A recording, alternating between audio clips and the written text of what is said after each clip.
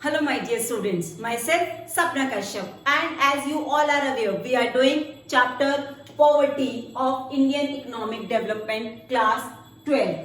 So my dear students, we are doing Indian Economic Development of class 12, and from in my last 3 videos I have already covered the 80% of the topic of chapter Poverty, and today this is the last part of this chapter or part 4 where I'm just planning to complete this chapter with a very important question, which is poverty eradication programs adopted by the government. Students, chapter poverty जो आप अभी पिछले 3 video से देख रहे हो और पढ़ रहे हो, ये बहुत इंपॉर्टेंट है. सारी चीजें बहुत इजी हैं, लेकिन जैसे मैंने स्टार्टिंग में बताया था कि इस चैप्टर में आपको थोड़ा सा ये ध्यान रखना है कि आउट ऑफ द टॉपिक नहीं जाना है. ऐसा नहीं है कि जो मन किया वो लिख दिया. अब आज जो हम टॉपिक करने वाले हैं उसमें आप अपनी मर्जी से कुछ भी नहीं लिख सकते. आपके पास कंटेंट होना चाहिए, इंपॉर्टेंट डेट्स और इंपॉर्टेंट डेटा होना जरूरी है. ये एक जो क्वेश्चन है, व्हाट आर द मेजर्स, जैसे ये बोर्ड एग्जाम में आता है, what are the measures adopted by government to remove poverty. Government ने पॉवर्टी को रिमूव करने के लिए कौन कौन से मेजर्स अडॉप्ट किए. और सेम क्वेश्चन ये जब हम एम्प्लॉयमेंट अनएम्प्लॉयमेंट चैप्टर पढ़ेंगे तो ये वहां भी आता है, what are the measures adopted by the government to eradicate unemployment और problem of unemployment in the country. तो दोनों का आंसर बिल्कुल सेम है. इसका मतलब है कि अगर आप इस चैप्टर में ये क्वेश्चन अच्छे से पढ़ लेते हो, समझ लेते हो, तो आपका उस चैप्टर में भी ये प्रिपेयर हो जाएगा, जो बहुत जरूरी है. So let's start the video with the different points. Now first point or first measure adopted by government was स्वर्ण जयंती ग्राम स्वरोजगार योजना. अब ये SGSY, ये इसकी शॉर्ट फॉर्म में, आपको याद करने में इजी होगा. लेकिन अगर आप इसे समझो और इस पॉइंट को ध्यान से देखो तो आपको कुछ पॉइंट्स तो लिखने के लिए यहीं से मिल जाएंगे.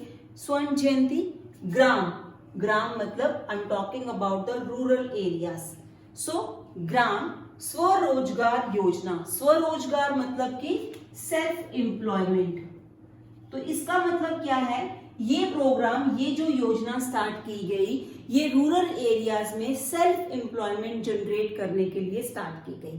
सो we can write that this programme was started by the government to increase self employment opportunities in the rural areas of India. ये योजना स्टार्ट हुई थी अप्रैल 1999 में. ये डेट आपको याद रखनी है. इससे पहले जो ये हमारी SGSY स्वर्ण जयंती ग्राम स्वरोजगार योजना है, ये इन दोनों प्रोग्राम्स को मिला के बनी है. ये भी लिखना जरूरी है. आपको MCQs में या 1 मार्कर में आ सकता है कि SGSY is integrated by which 2 programmes. So programmes for IRDP मतलब integrated rural development programme. IRDP का फुल फॉर्म है integrated rural development programme, and TRYSEM का फुल फॉर्म है training of the rural youth for self employment. मतलब rural youth को, ये 2 अलग अलग प्रोग्राम थे. तो 1999 में इन दोनों को मर्ज करके और एक प्रोग्राम बना दिया SGSY. उसके बाद इस प्रोग्राम में भी चेंजेस आए. 1999 से लेके ये चलता रहा और फिर 2011 एंड 12 में इस प्रोग्राम को भी चेंज कर दिया गया. इसका नाम चेंज करके कर दिया गया national rural livelihood mission and NRLM. आपके लिए 3 मार्क्स में इतनी इंफॉर्मेशन लिखना बहुत है. अगर ये क्वेश्चन आपको 6 मार्क्स में आएगा तो you have to write 3-4 points, और अगर एक स्पेसिफिक आएगा तो ये इंफॉर्मेशन जितनी मैंने बोर्ड पे लिखी है, year of starting of this programme, इस प्रोग्राम का मतलब क्या था, किस एरिया के लिए था, ये 2 स्कीम्स को मिला के बना था, IRDP और ट्राइसम. उसके बाद इसका भी नेम चेंज होके हो गया NRLY, national rural livelihood mission. Now let's start the second programme. So let's continue second point है national rural livelihood mission NRLM. अभी जैसे मैंने आपको बताया कि जो हमारी SGSY स्कीम थी, संपूर्ण ग्रामीण स्वरोजगार योजना, उसका रीनेम करके 2011 एंड 12 में कर दिया गया NRLM, और इसको एक और नाम दिया गया. इसको लोग आजीविका भी कहते थे. आजीविका या नेशनल लाइवलीहुड प्रोग्राम का मतलब है कि वो प्रोग्राम जो लोगों को उनकी जीविका अर्न करने में हेल्प करे, लोगों को अपनी ज़रूरतें पूरा करने के लिए पैसा अर्न करने में हेल्प करे। तो ये प्रोग्राम जो है ये 2011-12 में स्टार्ट हुआ, जैसे हमने अभी पिछले पॉइंट में पढ़ा। उसके बाद इसका जो मेन वो था एक्सटेंशन था 2012 और 13 में, 2011 और 12 में ये स्टार्ट हुआ। 12 और 13 तक 150 डिस्ट्रिक्ट्स में ये प्रोग्राम स्टार्ट हो चुका था। उसके बाद नेक्स्ट 2 इयर्स में 14 और 15 में बाकी 150 डिस्ट्रिक्ट्स में ये प्रोग्राम इम्प्लीमेंट किया। मतलब पहले 150 फिर 150, तो कुछ 300, 2 साल के अंदर 300 डिस्ट्रिक्ट्स में ये प्रोग्राम स्टार्ट हो चुका था। और 2016-17 तक तो पूरी कंट्री में ये प्रोग्राम था। इस प्रोग्राम का मेन जो टारगेट था, ऑब्जेक्टिव था, वो ये था कि कुछ 90 लाख लोगों को इन्होंने सेल्फ एम्प्लॉयमेंट प्रोवाइड किया। अब थर्ड है हमारे पास संपूर्ण ग्रामीण रोजगार योजना, SGSY, संपूर्ण ग्रामीण रोजगार योजना। यहाँ पर देखा जाए तो यहाँ पर स्वरोजगार की बात नहीं हो रही है, यहाँ रोजगार की बात हो रही है, लेकिन फिर से हम ग्रामीण मतलब कि रूरल एरियाज की ही बात कर रहे हैं। ये प्रोग्राम 1 सितंबर 2001 में स्टार्ट हुआ। इसमें मेन टारगेट जो था रूरल एरियाज के लोगों को एम्प्लॉयमेंट अपॉर्चुनिटीज प्रोवाइड करना था। उनके लिए वो प्रोग्राम स्टार्ट किए जाएं तो उनको सो दैट कि they can get the employment opportunities. ये प्रोग्राम भी 2 और प्रोग्राम से मिलकर बना था। पहले था जवाहर ग्राम स्वरोजगार, जवाहर ग्राम समृद्धि योजना और एम्प्लॉयमेंट एश्योरेंस स्कीम। इन दोनों स्कीम्स को मिला के ये हमारा SGSY प्रोग्राम बना था। और अब इस प्रोग्राम का नाम चेंज करके MNREGA, जो बेटा आपने क्लास 9th में भी पढ़ा हुआ है, 9th में बहुत इंपॉर्टेंट क्वेश्चन था ये, ज्योग्राफी में भी और प्लस आपके इकोनॉमिक्स में भी सेम क्वेश्चन आपको क्लास 10th में भी पूछा गया था। तो आप में से मैक्सिमम बच्चों को MNREGA क्या है ये पता है। MNREGA Mahatma Gandhi national rural employment guarantee act था, जो एक्ट स्टार्ट किया गया था कि जितने भी रूरल एरियाज हैं वहां पर अनएम्प्लॉयड लोगों को जो उसके इस एक्ट के अंदर रजिस्टर्ड है उनको 100 डेज ऑफ वर्क दिया जाए। तो इनका मेन ऑब्जेक्टिव और टारगेट था वो था कि कुछ 100 crore man days of work provide करना। So after these 3 we'll continue with the 4th and 5th. So students, 4th program which was started by the government was प्रधानमंत्री ग्रामोदय योजना। जैसे कि नाम से समझ में आ रहा है, प्रधानमंत्री ग्रामोदय योजना जो रूरल एरियाज थे इंडिया के, उनके डेवलपमेंट के लिए ये योजना स्टार्ट हुई। ये योजना जो है 2001 में स्टार्ट हुई। इसका मंथ जो है वो मेंशन नहीं है, तो ईयर ऑफ स्टार्टिंग दिस योजना और द प्रोग्राम वाज 2001। और इसमें जो मेन कंसंट्रेट किया गया वो लोगों का स्टैंडर्ड ऑफ लिविंग इंप्रूव करने के लिए किया गया।